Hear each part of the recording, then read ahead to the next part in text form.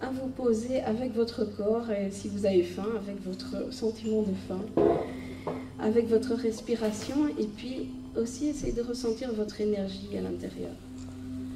Voilà. Alors, où est-ce que je veux en venir? Je vais vous parler d'une expérience clé pour pouvoir entamer ce que je veux vous dire. Des expériences comme ça, j'en ai eu plusieurs dans ma vie, mais on va dire c'est une grande expérience qui pourra m'aider à apporter ce que je voudrais bien vous apporter en quelques minutes aujourd'hui, c'est-à-dire peut-être un peu de foi. Voilà. J'ai passé des dizaines d'années à croire qu'on ne m'aimait pas ou que je n'avais pas de relation amoureuse parce que mon corps n'était pas beau, déformé. Voilà. Et j'étais enfermée dans cette croyance pendant des dizaines d'années.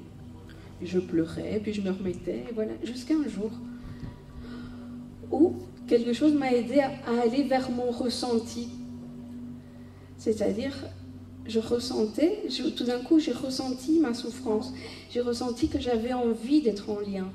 J'ai ressenti que j'avais envie d'être en lien dans mon corps aussi, que j'avais envie d'être touchée, que j'avais envie de toucher avec respect et dans la relation. Et quand j'ai ressenti ça, tout d'un coup, je me suis ouverte à moi et c'est venu en même temps avec une décision. Avec une décision, je ne veux plus souffrir. Maintenant, les amours à sens unique, c'est fini. Cette décision, en fait, elle m'a amenée vers un mouvement. Elle a amené tout un mouvement énergétique dans ma vie. Un mois plus tard, j'ai rencontré mon compagnon. On a une petite fille, elle a 7 ans. J'ai pu porter la vie. Donc je suis maman aujourd'hui d'une petite fille en pleine santé. Et à côté de mon compagnon plein d'amour, j'ai pu mettre en place beaucoup de choses. Et aujourd'hui, je conduis depuis 3 semaines. Ça fait 10 ans que je suis sur le projet, c'est pour ça que je dis ça prend du temps. Mais depuis 3 semaines, j'ai une voiture et je conduis. Voilà.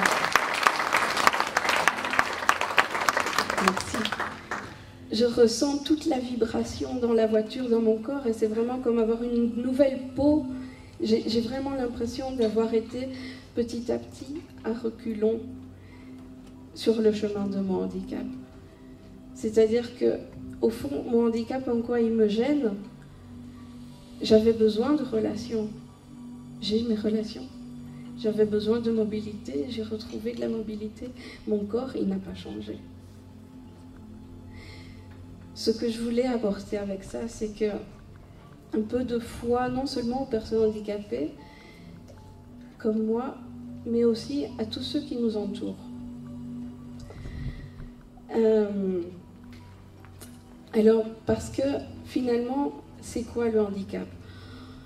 Pour moi, c'est un mouvement énergétique, donc un mouvement de déploiement de soi, un mouvement où on est soi. Vous sentez en vous cette énergie qui a envie d'exister, cette énergie spontanée qui a envie d'être et de se donner. Eh bien, cette énergie dans le handicap se trouve entravée par un amas d'émotions, trop plein d'émotions qui font s'effondrer un être, une intégrité. Alors, ce qui est magique là-dedans, c'est qu'il n'y a absolument aucune fatalité. Ce que je voudrais partager juste avec vous, ce sont 2 perles que j'ai reçues de mon handicap. Une chose, c'est que ce que je veux n'est pas ce dont j'ai besoin. Quand je veux quelque chose, donc par exemple, au début, je peux me dire « Ah oui, sortir de mon handicap, je veux », donc je me vois toute pimpante. C'est pas ça dont j'ai besoin. Quand je vais vers ce que je veux, je focalise mon attention et je ferme les chemins, je ferme les potentiels. Quand je me mets à écouter mon organisme, écouter ce dont j'ai besoin à l'intérieur de moi, j'attrape de la clarté et j'ouvre mon attention à ce qui est. Et quand j'ouvre mon attention et que je pose mon attention en écoutant, alors je ne suis plus seule. Il y a énergétiquement tout un mouvement qui se met en place pour nous soutenir. Cela est plus fort que tout. Voilà, l'écoute de soi. L'écoute de soi et cette ouverture à soi qui permet de ne plus être seul. Prendre conscience dont on a besoin et se le permettre. Laisser venir, laisser fleurir. Tout dans la vie fleurit, nous aussi. Et alors, la deuxième perle, c'est que finalement, une limite n'existe pas. On peut se sentir super limité. Je parle même pour les êtres qui peuvent être allongés en état végétatif ou tout ce qu'on peut imaginer. La limite n'existe que pour réveiller un potentiel, une capacité. Il n'y a absolument rien dans l'univers qui est contre nous ou contre nos rêves. Continuez à garder vos rêves et voyez quel est le chemin créatif que vous pouvez utiliser pour y arriver. Les limites ne sont là que pour réveiller cela. Et alors ce que personnellement j'ai trouvé d'extraordinaire en dansant, parce qu'à travers la danse, on peut aussi arriver à de la conscience. Et j'ai vécu cette expérience où j'ai trouvé que finalement ce que je voulais n'était pas le but. Ce que je veux n'est pas le but, mais ce que je veux, c'est comment moi je me déploie sur le chemin en allant vers le but. En fait, ce que je veux, c'est me rencontrer, m'unir à moi, unir à qui je suis, découvrir qui je suis et me déployer pleinement. Donc voilà, ça ce sont deux choses qui finalement nous indiquent que tout est en nous et qu'on ne perd jamais rien. Avec le handicap, on ne perd absolument rien. Tout, l'entièreté de ce à quoi on aspire est toujours là, toujours présent et on peut toujours y accéder. Et les chemins sont nombreux. Et donc voilà, ce que je voulais simplement terminer par vous dire, c'est que je me suis intéressée à ce retour vers le mouvement. Petite parenthèse, vous avez vu aujourd'hui la journée juste sur le handicap. C'est juste la journée où il y a eu la grève et des problèmes de mobilité. Vous avez remarqué? C'est intéressant comme ce qui est à l'extérieur est le reflet de ce qui est à l'intérieur de nous. La vie nous parle partout. Écoutons-la. Il y a plein d'informations, plein de choses qui nous aident.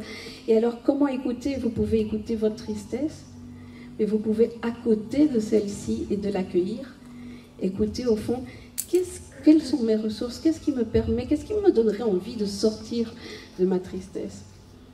Ça aussi, c'est bon à écouter et ça permet d'ouvrir les chemins. Voilà. Donc, simplement, en m'ouvrant un peu à ce mouvement, le retour du mouvement dans ma vie, eh bien, j'ai développé quelque chose qui s'appelle le corps de joie, qui travaille à la fois sur le corps, sur l'empathie, donc sur les émotions, pour pouvoir avoir de la clarté, parce qu'au fond, sans clarté, on reste dans la confusion, et dans la confusion, on n'avance pas.